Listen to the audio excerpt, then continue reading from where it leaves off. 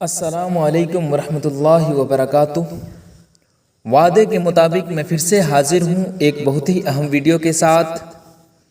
آج کی اس ویڈیو میں آپ لوگوں کے ساتھ ایک ایسے موضوع پر بات کرنے والا ہوں جو ہمارے سماج کا وہ ناسور ہے جس نے زندگی کی بنیادوں کو ہلا کر رکھ دیا ہے، سینکڑوں ہزاروں گھروں کو تباہ و برباد کر دیا ہے اور کتنے ہی جذبات کو مسل کر رکھ دیا ہے۔ یہ وہ بیماری ہے جسے آپ اور ہم جہیز کے نام سے یاد کرتے ہیں۔ جہیز ایک لعنت ہے، یہ بات سب مانتے ہیں، لیکن کیا جہیز کو ایک لعنت سمجھنے والوں نے ذاتی حیثیت میں کبھی اس لعنت سے چھٹکارا حاصل کرنے کے لیے کوئی عملی قدم اٹھایا ہے؟ یہ ہے وہ سوال جس پہ بحث کرنے کی اور اس سوال کا جواب ڈھونڈنے کی ضرورت ہے۔ ہندوستانی، پاکستانی، افغانستانی، بنگلہ دیشی معاشرے میں جہیز ایک روایت بن گیا ہے۔ لڑکی والے جہیز دینا اپنا فرض اور لڑکے والے جہیز لینا اپنا حق سمجھتے ہیں۔ جیسے جیسے ٹیکنالوجی میں ترقی ہو رہی ہے ویسے ویسے جہیز میں بھی ترقی ہو رہی ہے۔ پہلے صرف فرنیچر، کپڑے اور چند ہوم اپلائنس ہی دی جاتی تھی، اب تو TV, fridge, washing machine, AC جیسی مہنگی اور لگژری آئٹمز بھی جہیز کا حصہ ہے۔ باپ یا بھائی اپنی تمام تر جمع پونجی اس من گھڑت اور گھٹیا قسم کی روایت کو پورا کرنے میں لگا دیتے ہیں۔ پھر بھی بہت سے لالچی لوگوں کا منہ بند نہیں ہوتا اور وہ وقتاً فوقتاً مختلف طریقوں سے لڑکی والوں سے مطالبہ کرتے رہتے ہیں۔ تو سوال یہ ہے کہ آخر گھر کے مردوں پر اتنا بوجھ ڈالنے کی ضرورت کیا ہے؟ اچھا، ابھی تو صرف میں جہیز میں دینے والے سامانوں کا ہی تذکرہ کیا ہوں، اس کے علاوہ شادی کے دیگر اخراجات بھی ہوتے ہیں اور یوں شادی لاکھوں روپے خرچ کر کے پوری ہوتی ہے۔ یہ جو رسم ہے اس کے خاتمے کی شروعات لڑکے یا اس کے گھر والوں کی طرف سے ہی ہو سکتی ہے۔ اگر لڑکے یا قدم اٹھائے اور جہیز لینے سے صاف منع کر دے تو آہستہ آہستہ یہ روایت ختم ہو جائے گی، کیونکہ سب ایک دوسرے کو ایسا کرتے دیکھ کر خود بھی اس کے خلاف آواز بلند کریں گے۔ لیکن اگر لڑکے والے جہیز لینے کو اپنا حق سمجھتے رہیں گے اور لڑکی والے جہیز دینا اپنا فرض سمجھتے رہیں گے تو پھر ہمیشہ یہ رسم چلتی رہے گی اور لڑکی والوں پہ بوجھ بڑھتا ہی جائے گا۔ اس لیے یہ عمل اخلاص کے ساتھ ہونا چاہیے، کیونکہ بعض دفعہ ایسا بھی ہوتا ہے کہ لوگ جہیز نہیں لیتے مگر پھر شادی کے بعد لڑکی کو تانا مار کر اور احسان جتا کر اس کا جینا حرام کر دیتے۔ کچھ کیسز میں یہ معاملات اتنے گمبھیر ہو جاتے ہیں کہ نوبت طلاق تک پہنچ جاتی ہے، جو آپ اپنے گھر، محلے، شہر میں دیکھتے ہوں گے۔ ہمارے معاشرے میں جہیز کا رواج اس قدر مضبوط ہو چکا ہے کہ لڑکی کے والدین سمجھتے ہیں کہ اگر جہیز نہ دیا تو ہمارے عزت میں کمی ہو جائے گی، ہماری ناک کٹ جائے گی، لوگ ہمیں کمتر سمجھیں گے۔ یہی وجہ ہے کہ میں یہ بات کہہ رہا ہوں کہ لڑکے ہی اس رسم کو ختم کر سکتے۔ اگر یہی بات لڑکے سمجھنے کی کوشش کرے کہ میں جہیز لوں گا تو ہماری عزت میں کمی ہو جائے گی، ہماری ناک کٹ جائے گی، لوگ ہمیں کمتر سمجھیں گے، تو ممکن ہے کہ ہم اس رسم کو ختم کر سکتے ہیں، ہے نا؟ یہ ایسا کام ہے جسے ذاتی حیثیت میں انجام دیا جا سکتا ہے، لوگوں کی خود ساختہ روایات کو وہ خود ہی ختم کر سکتے ہیں۔ تو ضرورت اس امر کی ہے کہ جہیز جیسے اہم سماجی ایشو پہ بات کی جائے، اس پہ بحث کی جائے، وہ وجوہات سامنے لائی جائے جن کی وجہ سے یہ بڑا مسئلہ بن گیا ہے۔ کیونکہ بہت سی لڑکیاں آج اس لیے کنواری بیٹھی ہے کہ ان کے والدین لڑکے والوں کے مطالبے کے مطابق عالیشان جہیز نہیں دے سکتے، ہے نا؟ شادی جو کہ سنت ہے اسے جہیز جیسے خود ساختہ اور فرسودہ رسم کے ساتھ نتی کرنا یا ناانصافی۔ ائمہ مساجد، خطبہ جمعہ اور تحریکی انجمنوں کے سربراہان کی ذمہ داری مزید دو چند ہو جاتی ہے کہ وہ جہیز کی قباحت، عورتوں کے حق میراث، حقوق العباد بالخصوص بہوؤں کے حقوق جیسے موضوعات کو اپنے ممبروں کی آواز بنائیں۔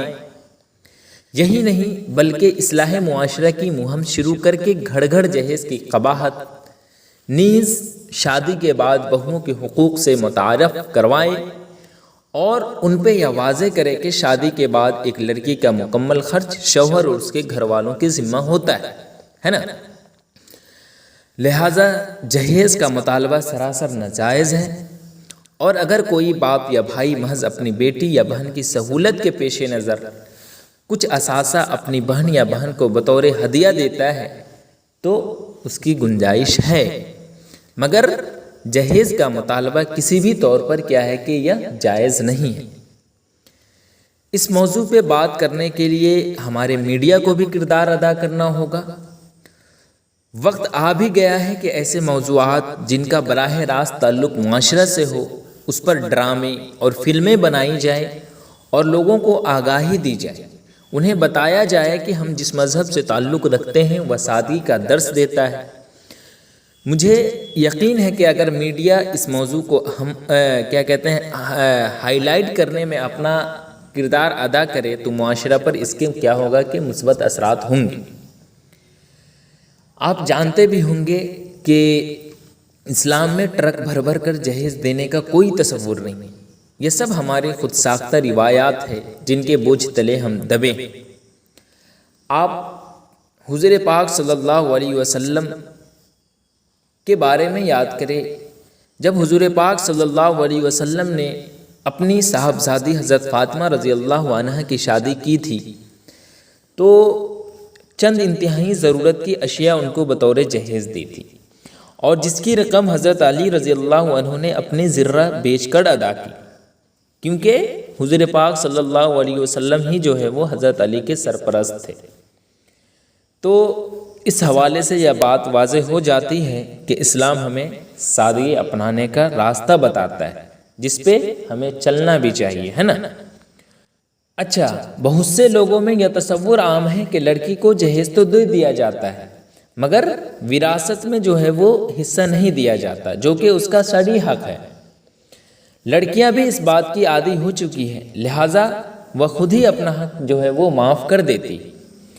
آپ اندازہ کریں، ایک رسم جس کا اسلام سے کوئی تعلق نہیں ہے اسے ہم بھرپور طریقے سے ادا کرتے ہیں، جبکہ دوسری طرف جہاں اسلام ہمیں حکم دیتا ہے کہ وراثت میں لڑکی کا حق دیا جائے تو ہم جو ہے وہ عذر پیش کرتے ہیں۔ تو میری گزارش ہے کہ اپنے اپنے طور پہ جو لوگ اس رسم کے خلاف قدم اٹھا سکتے ہیں وہ ضرور اٹھائیں۔ ہو سکتا ہے آپ سے متاثر ہو کر آپ کا کوئی قریبی بھی اس فرسودہ روایت کو ختم کرنے کے لیے آپ کا ساتھ دے اور معاشرے سے آہستہ آہستہ یہ فرسودہ رسم ختم ہو، ہے نا۔ اگر میں جہیز جیسے ٹاپک پر بات کرتا رہوں تو شاید گفتگو ختم ہونے کا نام نہ لے، اس لیے جہیز ایک لعنت پر اگر آپ مضمون لکھنا چاہتے ہیں تو وہ آپ کس طرح سے لکھیں گے وہ بھی آپ آج کی اس ویڈیو میں ہی دیکھ لیں۔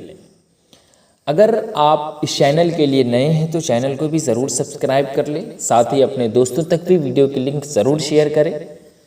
تو چلیے اب ہم آپ کو جہیز ایک لعنت پر مضمون لکھنا ہو تو کس طرح لکھیں گے وہ میں اب آگے بتاتا ہوں۔ تو دیکھیں، جہیز ایک لعنت پر مضمون۔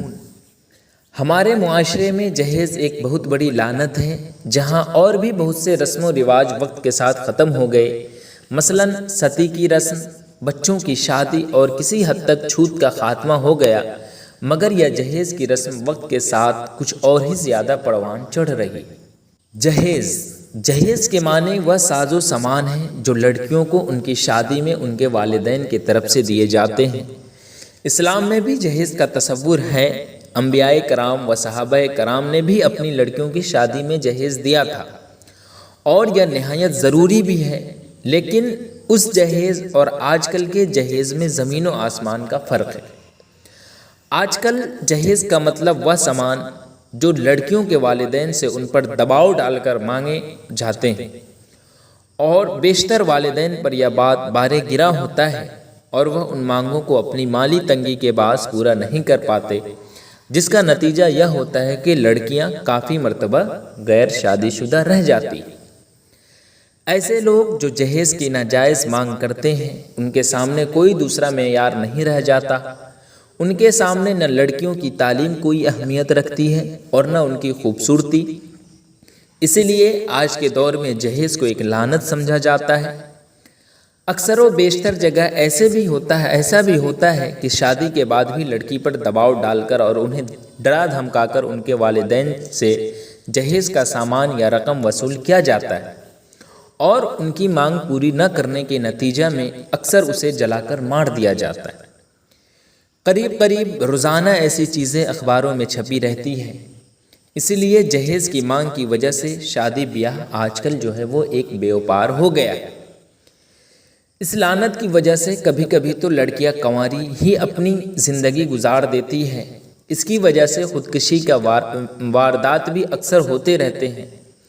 اسلام میں عورتوں کا اعلیٰ مقام ہے، اس لیے لڑکیوں کی پیدائش کو مبارک تسلیم کیا جاتا ہے، لیکن جہیز کی لعنت کی وجہ سے سماج میں آج کل اسے بدقسمتی تصور کیا جاتا ہے۔